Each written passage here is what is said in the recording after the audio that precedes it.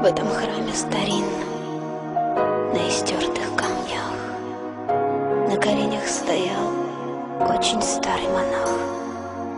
И молился он долго, со слезами в глазах, за людей на земле, что тонули в грехах. Улетало мгновенье, и век проплывал. Он стоял на коленях и молитву шептал, все пытаясь ответить на извечный вопрос: отчего же на свете столько горя и слез? И не видно в ночи золотых куполов. Мое сердце кричит молчаливо, без слов: помоги нам, Господь, веру вновь обрести, слепоту побороть, свою душу спасти. Ты прости нас, Господь, и грехи отпусти. Ты прости нас, Господь, ты прости. Ты прости нас, Господь, и грехи отпусти. Ты прости нас, Господь, ты прости. В этом храме старинном, на истертых камнях, на коленях стоял очень старый монах.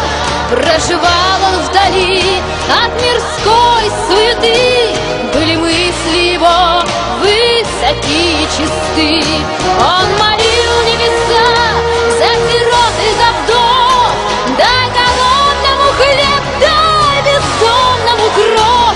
И чтоб дети росли и не ведали зла, не жалейте для них ни любви, ни тепла. А на грешной земле кровь рекою течет, тонут храмы во мгле, брат на брата идет.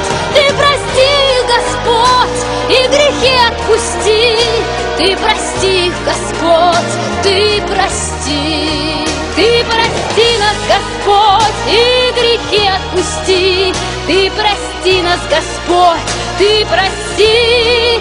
Ты прости нас, Господь, и грехи отпусти. Ты прости нас, Господь, ты прости.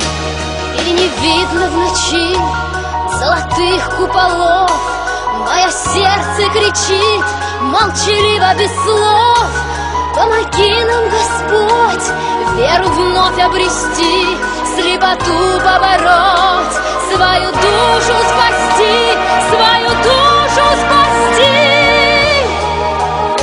И не видно в ночи золотых куполов.